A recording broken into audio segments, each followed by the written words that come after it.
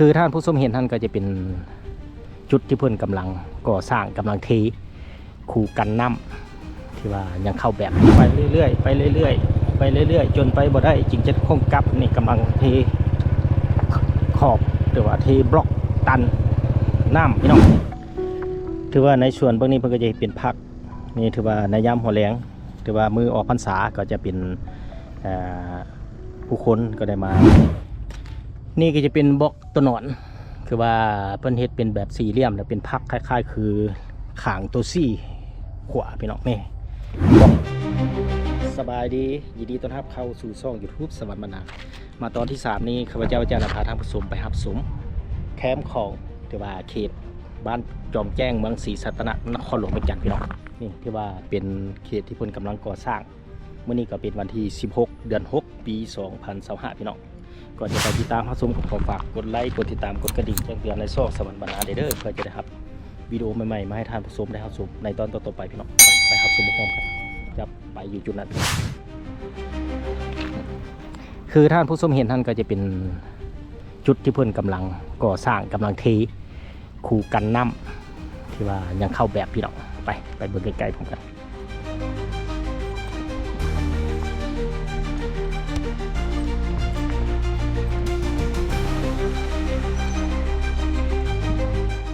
สืบต่อ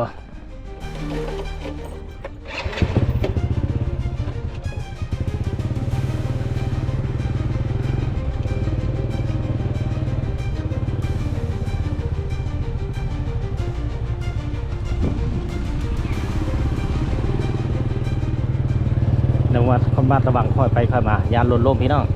นี่ที่ว่าทางเบื้องขวานี่ก็กำลังก่อสร้างพี่น้องกำลังเทปูน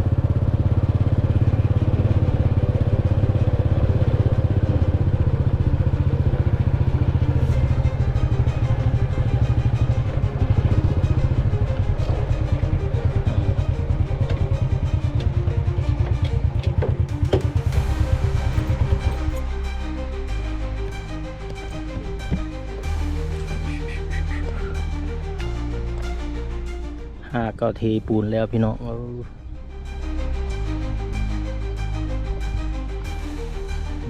ถือว่าจุดนี้ก็เทปูนแล้วในครั้งวันที่16 เดือน 6 ปี 2025พี่น้องนี่ถือว่าเพิ่นกันเร่งให้สำเร็จในช่วงในฤดูฝนเพื่อหลีกเลี่ยงหรือป้องกันถ้าอาจมีน้ำขึ้นสูงเพื่อหลีกเลี่ยงบ่ให้น้ำล้นตลิ่งมาทางเบื้องนี้พี่น้องนี่ถือว่าเร่งก่อสร้างให้สำเร็จ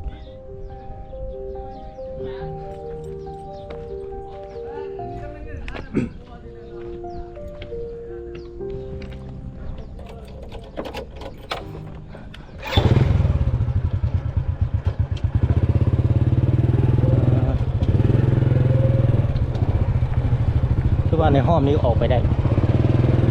เพื่อสืบต่อกันพี่น้อง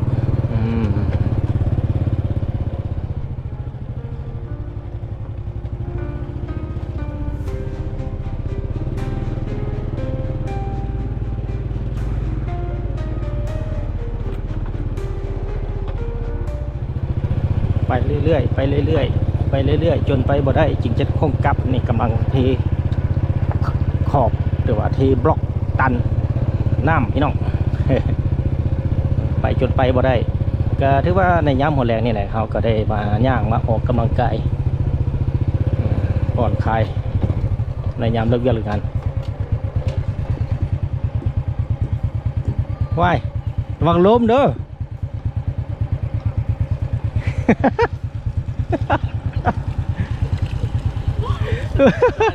สบายดีจันลมมาเบิ้งไปก่อนดิ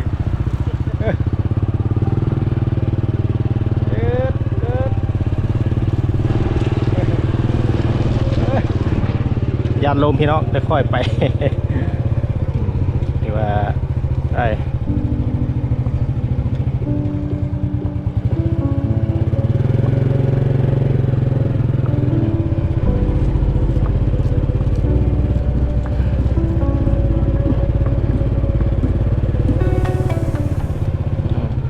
ก่อสร้างพี่น้องนี่เขาแบบที่แกมจะทีอีก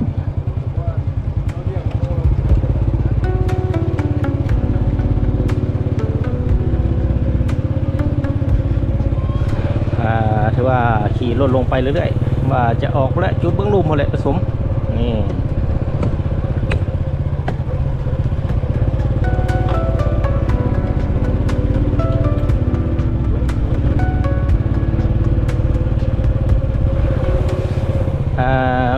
เบื้องนี่ก็อาจจะเป็นเขตบ้านจอมแจ้งพี่น้องเขตบ้านจอมแจ้งนี่แหละนี่เห็นวัดอยู่ในนี่แต่ว่ามีครูบาจ้าน้อยมายืนมาชมมาเบิ่งนี่มาอยู่ในนี้วัดจอมแจ้ง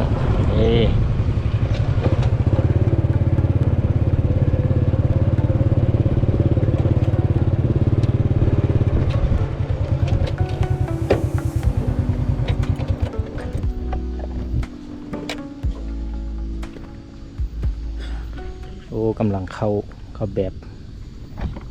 เล็กพี่น้องเล็กฟีซสอง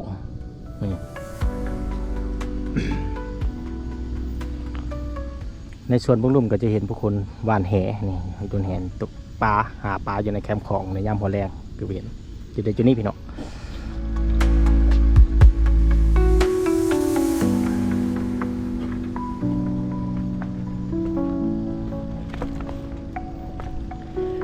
ถือว่าในส่วนพวกนี้เพิ่นก็จะเป็นผัก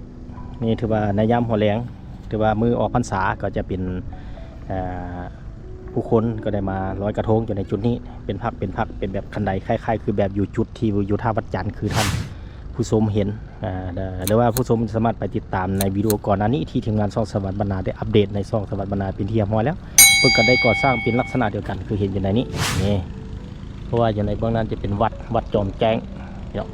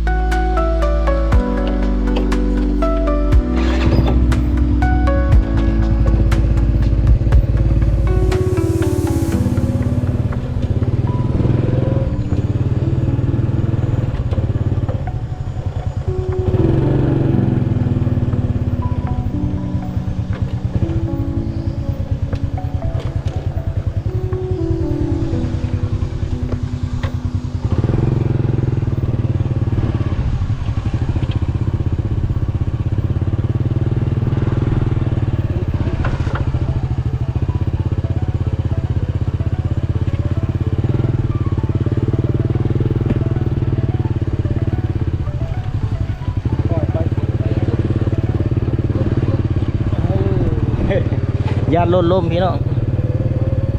ได้ค่อยไปนี่ถือว่าในเบื้องนี้เพิ่นก็ได้เฮ็ดโตตันเจือนถือว่าจุดตันเจือนขึ้นมาแล้วอย่างที่เพียงแต่ว่าเพิ่นก็ได้มีการก่อสร้างก่อเป็นบล็อกในส่วนเบื้องถึงนี่เบื้องลุ่มมาก่อนก่อนอื่นต้องขอบใจ FC นะฮะทุกคนที่ให้การสนับสนุนส่งสวรรค์บรรณาด้วยดีเสมอมาเด้อท่านผู้ชมเพื่อจะได้รับวิดีโอใหม่ๆมาให้ท่านผู้ชมได้รับชมในตอนต่อๆไปพี่น้องล่อไปล่อมากับค่ำเข้าพี่น้องตอนนี้ก็เวลาเกือบ6 โมงครึ่ง7 โมงยังหรือว่า19 โมงยังพี่น้องนี่ก็จะมีผู้คนมานั่งชมวิวในยามหัวแรงแคมป์ของ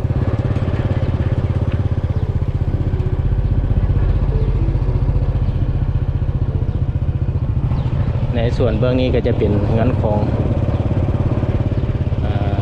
ประชาชนจะเป็นเงินเป็นอาหารโรงแรมนี่คือประสบนี่โอ้ไปได้บ่บาทเลยรถสิบุล่มหมดวะ รุ่น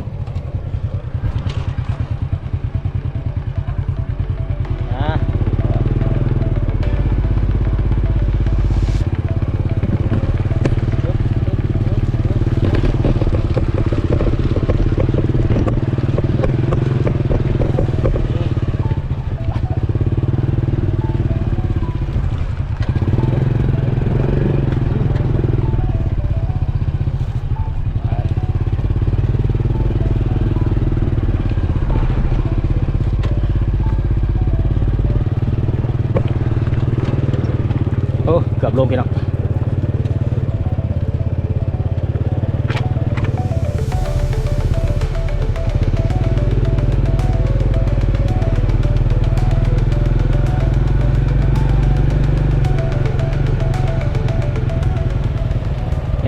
มาฮอดจุดนี้ก็จะเห็นพี่น้องนี่จะเป็นบล็อกที่ว่าเพิ่นเกี่ยมไว้นะเพื่อได้มาก่อเป็นตันเจือนอยู่ในจุดนี้เนาะในจุดนี้เพิ่นก็ยังบ่ได้ก่อขึ้นมาเพื่อถ่ายรูปแมวกัน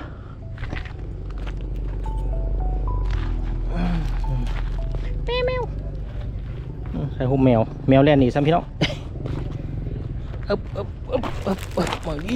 หมดละนี่ก็จะเป็นบล็อกตัวหนอนคือว่าเพิ่นเฮ็ดเป็นแบบสี่เหลี่ยมแล้วเป็นพักคล้ายๆคือขางตัวซี่ขวาพี่น้องนี่บล็อกตัวหนอนที่ว่าเพิ่นก็เกี่ยมเฮ็ดบนตันเจือนนี่ท่านผู้ชมเห็นปุ่น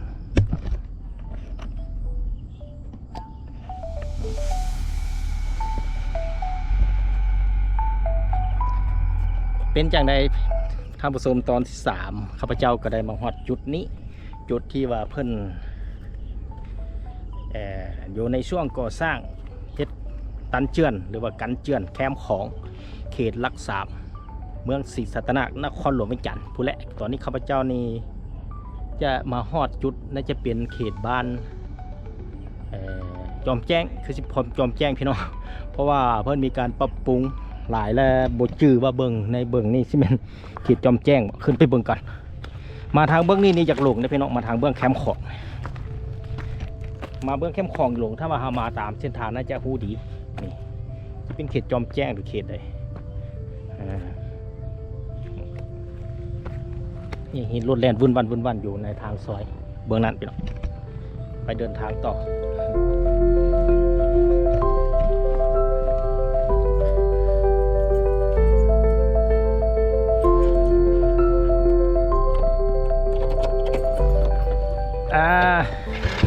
ไปอีกน้อยนึงก็เชื่อหาทางออกกลับบ้านแล้วพี่น้องเบิ่งก่อนว่าจะฮอดเป็นเขตบ้านใดนี่หาทางออกก่อน ก่อนอื่นต้องขอขอบใจ FC นะฮะทุกคนที่ให้การสนับสนุนช่อง YouTube สวรรค์บรรณาด้วยดีเสมอมาเด้อท่านผู้ชมเพื่อจะได้รับวิดีโอใหม่ๆมาให้ท่านผู้ชมได้รับชมในตอนต่อๆไปพี่น้องซอกหาทางออกก่อนโอ้พุ่นออกทางหน้าพุ่นละค่อยไปยันลงไปหน่อย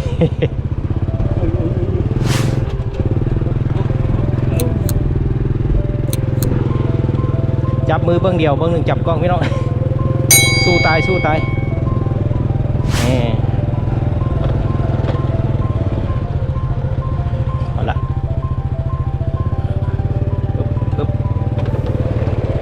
หาทางออก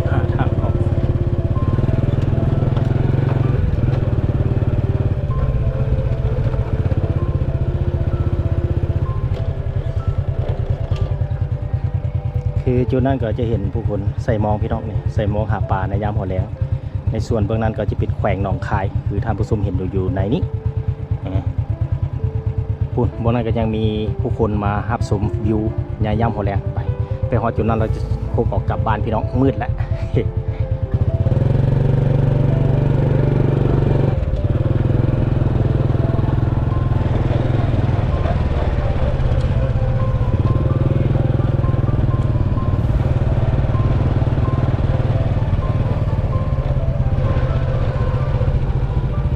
ทางออกแล้วพี่น้องนี่จุดนี้จะโดดทาง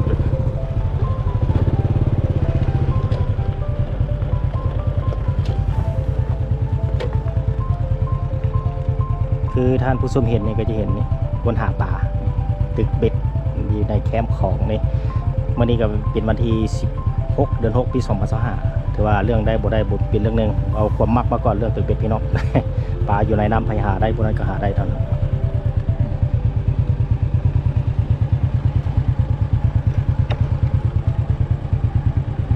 ที่จะได้ทำผสมมาฮอดนี่การนำเสนอวิดีโอตอนที่3จบเพียงเท่านี้บัดนี้ข้าพเจ้าได้เดินทางกลับบ้านไปเนาะ